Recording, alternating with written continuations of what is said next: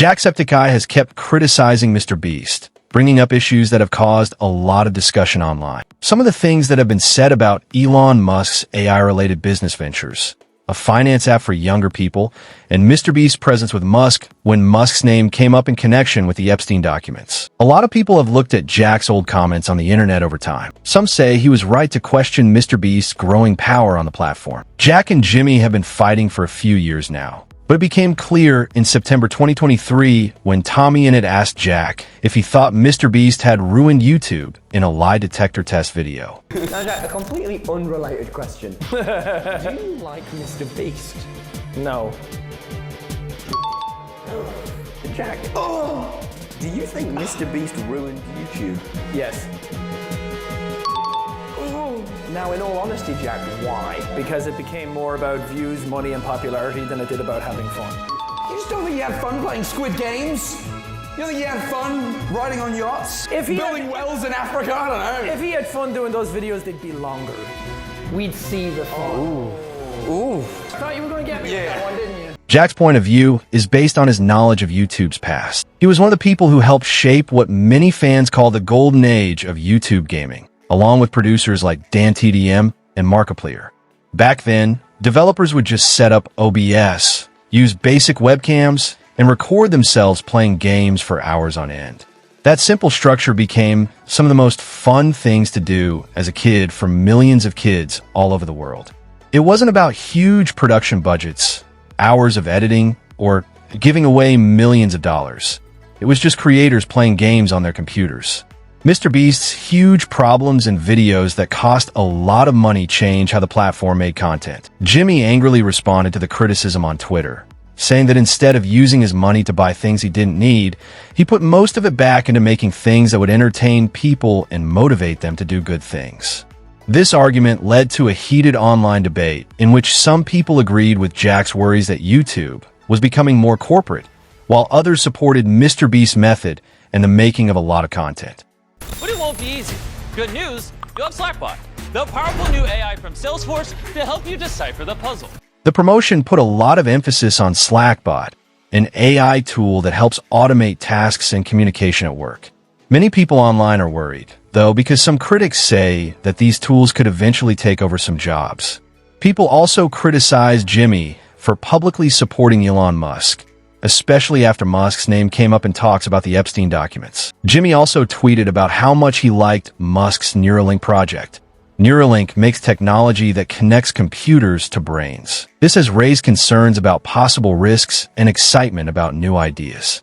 Which is a computer chip surgically implanted into the brain, enabling people like Nolan here to reconnect to the world. So you were paralyzed from the neck down. Yeah, and for about 8 years, I was trying to find some purpose in my life. And then you got Neuralink, and what has that changed? Anything anyone can do on a computer, I can do. And he literally does it by using only his brain. Once they put a chip in your brain, what would stop them from rewriting your memory, implanting false memory, minds control you, or just press a button to fright your brain? People who write reviews online have even made jokes about the possible dangers of advanced brain-computer technology, imagining terrible situations where these systems could break down or be used for bad purposes. A lot of these comments are probably too extreme, but they show a bigger worry about safety, privacy, and the chance of hacking technology. It makes sense that the idea of a device that connects directly to the brain raises a lot of safety and control questions. The talk didn't stop there, though. Another Jimmy-related event started to get a lot of attention online at the same time. MrBeast would announce he has acquired Step, a teen-focused financial app valued at $900 million in a deal reportedly worth over $1 billion, with him putting out a tweet saying, "I'm so excited to share that we are acquiring the financial services app. Nobody told me about investing, building credit, or managing money when I was growing up. That's exactly why we're joining forces with Step. I want to give millions of young people the financial foundation I never had lots to share soon." The plan looks great on paper. Jimmy made an app that teaches teens about their money and how to save, build credit, and invest. Some critics, however, said that after carefully looking at the app's features, it seemed more like a financial service for younger users than an educational tool. People online wondered if credit cards and high-interest loans should be aimed at teens. Because of this, The app quickly became popular on social media. One Twitter user quoted the statement and said, "People would have tried to drone strike your house if you had said this guy was evil 2 years ago." Some people online joked about how bad things would have been for someone who had called MrBeast evil 2 years ago. Jacksepticeye replied to that tweet with a simple yikes emoji, which showed that he still thought MrBeast's actions were wrong. Critics also say that MrBeast's business ventures are clearly motivated by money, as shown by his $1 billion purchase of the banking software aimed at teens. Some people think that the program was more of a way for the company to make money than a way to teach young people about money. Some people are saying that Jimmy buying a bank whose main product are payday loans targeted towards the youth sounds predatory. But when has a beloved creator with a Minecraft channel ever turned out to be a predator? Besides, if there's one thing I've learned on the internet, when an influencer starts up a financial service with a big focus on cryptocurrency, it's definitely not a scam. Personally, I'm excited for the next phase of MrBeast challenge content. Single mothers versus rising interest rates. Guy who financed a Hellcat he can't afford versus repo man with tow truck. Could you imagine defaulting on your mortgage with MrBeast? Just show up to your house, repossess it, and immediately start giving it away for YouTube videos. Lewis Spears deserves praise for his funny review of the app that talks about the dangers of paying influencers. Jacksepticeye has also said that he doesn't like YouTube's AI technology, which makes shorts that use creators' voices and faces. "I'm tired, boss," he said in a joking way, showing that he was worried that AI might put production ahead of creativity. MrBeast does well in an environment that values efficiency, thumbnails, and editing, but producers with strong personalities like him don't like this change. View stats and other features that copy other authors' thumbnails have led to discussions about how unique content is and what the future holds for real content. There's a new way to make professional-looking viral thumbnails with zero Photoshop experience. And the best part is, this new method works in every niche. Whether you do gaming, cooking, beauty, this works for all of them. From creating custom results from any channel to literally being able to put your face on a thumbnail, it literally feels like cheating. This is the home of the AI tool where you can type in any channel on all of YouTube and it will use it as inspiration for the thumbnail it's generating. So for example, let's say you're MrBeast. You would just type in MrBeast here. Now it's gonna look at all my recent videos and get inspiration from them. And for the prompt, I'm gonna type in stranded on a volcano. And there you go, we now have a thumbnail with me dangling on the side of a volcano. This is perfect for inspiration, and if you do a couple iterations with the system, this is how you can literally generate your thumbnails going forward. And as usual, Jack called this out. What the actual F? And he used my logo in the promotion for it, too. I hate what this platform is turning into. Effie. MrBeast made an AI tool to help smaller producers make thumbnails. But critics said it took work from other creators and put full-time freelance designers in danger. Jimmy said he missed the mark after getting criticism and took the feature off of view stats for good. How's it going, guys? A week ago, I launched an AI thumbnail tool to help small creators make better thumbnails, and I thought people were going to be pretty excited about it, but I definitely missed the mark. If you open up Twitter, you know what I'm talking about. And so I read all your guys' feedback, and I've been thinking a lot about it. And so we just enacted some changes that I think you guys will find positive. And so going forward, there is no AI thumbnail tool. Anyone from now on that signs up for ViewStats Pro, there will not be the AI thumbnail tool. It just doesn't exist. We pulled it down. And on top of that, I wanted to go one step further to really show artists out there that I care. If you go on viewstats.com, under our more tools section, it will say hire thumbnail artists. And if you click that, it'll take you to a page of artist portfolios where you can commission a real thumbnail artist to make you a real thumbnail. So I care more than any of you could ever imagine about the YouTube community. I mean, obviously I'm the biggest YouTuber in the world, and I don't take that responsibility lightly. And so, you know, it deeply makes me sad when I do something that, you know, people in the community are upset by. And I also want to put out there that I guarantee you, I have spent more money on thumbnail artists than any other YouTuber in the world. I've probably spent more money on thumbnail artists than the top 100 creators combined. I mean, I have a small army of thumbnail artists that work for me. I'm looking to hire more thumbnail artists. So I just want to put that out there, and I have no intention of firing my thumbnail artists or anything. Like, this is, you know, just supposed to help make them more effective and blah, blah. I mean, you know what I'm saying. But regardless, it doesn't matter. The tool's down for future people that sign up for ViewStats Pro. And yeah, now it's a funnel to help artists make more money. So I'm really excited. Go check it out. Hey, go to viewstats.com and click on the Hire the Artist tab and go commission real artists, help them make more money. So take care, guys. Even though Jimmy seemed to take responsibility, many thought his apology was more about keeping up his image as a good guy than it was about admitting his mistakes. Critics said that he often turns problems into chances for his business. It's not the first time Jacksepticeye and Dan TDM have criticized the book Lunchley, which he co-wrote with Logan Paul and KSI in 2024. They said it was too focused on kids and making money fast. What happened to YouTubers, man? I cannot say anything anymore. This is selling stuff for the sake of making money. Simple. How does this benefit their fans? This is selling crap to kids who don't know better than to trust the people who are selling it to them do better. To support Dan TDM, Jacksepticeye tweeted, "You mess with Dan, you mess with YouTube." This showed that Lunchley was part of a bigger movement than just a book.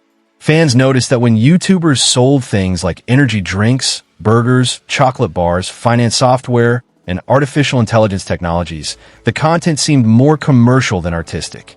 MrBeast's many product launches made it hard to tell the difference between a creator and a business. Even his healthier chocolate, Feastables, was accused of using unethical methods to make it. Even though Beastburg looked like a standalone restaurant, it really ran through ghost kitchens in many states and countries. Most of the restaurants had to close because of quality problems caused by this rapid growth, like burgers that were rotten or overcooked and lawsuits that cost more than $100 million. Only one restaurant is still open. Critics said that the focus was on making money and getting more people to see it, not on quality. They also said that fans often reacted badly to concerns about the project. That MrBeast is using child labor and slave labor for his chocolates today and has been since late 2023. When Feastables first launched in January of 2022, if you went into their FAQ, their frequently asked questions section, they proudly displayed that they were child labor free and slave labor free. As a matter of fact, in April of 2023, they doubled down and they added to their list of main menu options this option that said we're slave free. And if you clicked it, it had an entire dedicated page talking about how they were free of slave labor and child labor. But just a few months later, in October of 2023, that main page item that said we're slave free, that was removed. In addition, in the frequently asked questions section, that stuff about being child labor free and slave labor free, that stuff also disappeared. Later in May of 2024, and even to this day, there's no mention whatsoever at all about any kind of ethical sourcing of ingredients. When MrBeast first launched Feastables, it was in line with his brand. They were clearly trying to do things ethically. They actually got a certification from the Rainforest Alliance. Once you're certified, you're able to use their logo, which is a little frog, on all of your products, your website, on all of that stuff. When I saw the packaging for Feastables, both old and new, there was no Rainforest Alliance certified logo anywhere. He knew that one day they were going to get rid of that certification. You see, if one day that package has a frog logo on it and the next day it disappears, people will notice. They will especially notice because the Feastables bar, MrBeast sent this thing to everyone, to all the huge YouTubers. So instead, they decided to only put it on their website because at the end of the day, who the hell reads a website except for weirdos like me? And if it was on the website one day and then gone the next, no one would notice except for, again, weirdos like me. And sure enough, if you look at their website today, there's nothing about the Rainforest Alliance certification, nothing about being child labor free, nothing about being slave labor free. By doing it this way, I think they tried to fool everyone into thinking that their chocolate is still child labor free and slave labor free. Some people say that MrBeast's way of managing can be too much, as shown by fights with creators like Tommy Innit. His most recent Beastan theme park in the Middle East got a lot of criticism because of human rights issues. Some people questioned his partnerships with countries that use entertainment as a way to improve their image. Fans are also annoyed by how much he talks about being relatable, because it's clear that his wealth and business dealings make him better than his fans. What do you think? You know what, Jimmy? Best burger you've ever had? I said, this was filmed before the lawsuit. It is a 6.5 out of 10, baby. You forgot about one. What do you not like about it? No, it's the greatest burger you've ever had. I said, No, what I like, What do you not like about it? I like that it's free. No, you have to tell us why it's just 6 out of 10. Well, I'm a vegan, to be honest. Cut. I would buy one of these. Guys, just right now. I don't know. Go for intensify. It's gonna explode. Alright, it's done. You can see the exact moment I realized that my jokes are not landing. Right here. Thank you, Jimmy. Thank you very much. And then he kicked me out. One reason people are upset with MrBeast is that he doesn't share much about his money.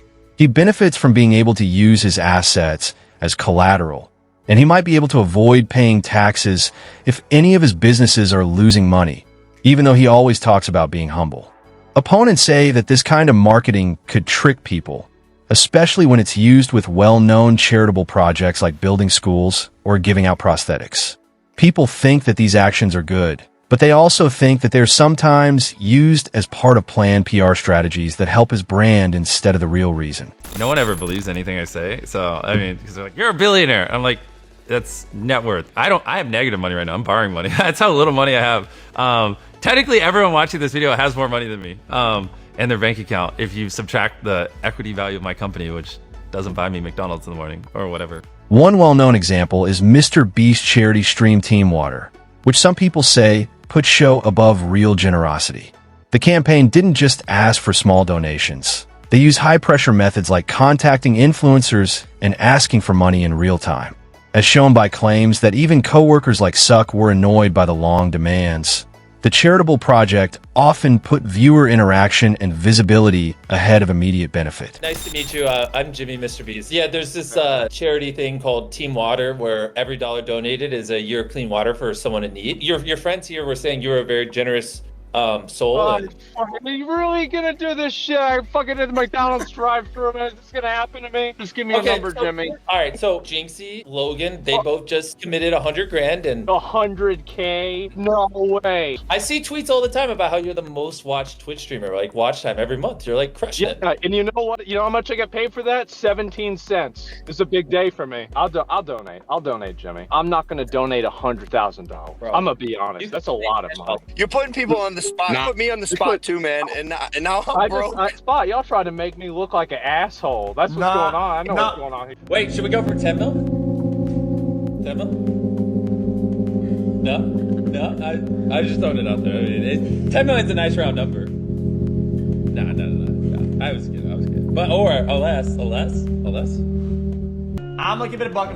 I was a little bit mad at Jimmy for not ending at 5 mil because of the way that it was ending. And I was mad at him again for not ending the second time. And people were gonna say, why are you mad at him? You're raising more money. But that's not the point though. The point is that I feel like as a person, not as a streamer, I was mad because the guy, Hayes, he was paying money for charity to wrap it up. Creators, including Nick A30, have summed up this trend in a few words, pointing out how many of MrBeast's projects mix entertainment, brand building, and making money, which often raises questions about ethics and authenticity in businesses run by influencers. Team Water, what do you think of when you think of that? You're not thinking of any other creator except MrBeast. So MrBeast gets all the credit. So, you know, when he's, asking people to donate on his stream and stuff and pressuring them, and I think it's just kind of a little weird. Like, bro, when they're pressuring these creators to donate money and everything for that, I can see why some creators don't want to do it because it's MrBeast's name that gets all the recognition. In conclusion, some people think that MrBeast's actions are controversial or motivated by money. Jacksepticeye and DanTDM have both said that they are worried that YouTube is becoming more corporate and losing its creative roots. The most important question is whether the platform MrBeast represents is what people want, not whether he is evil or just business-minded. Jack saw this change in people's opinions about YouTube before most other people did. Is MrBeast a smart businessman, or is he taking advantage of the platform? Don't forget to like, comment, and subscribe.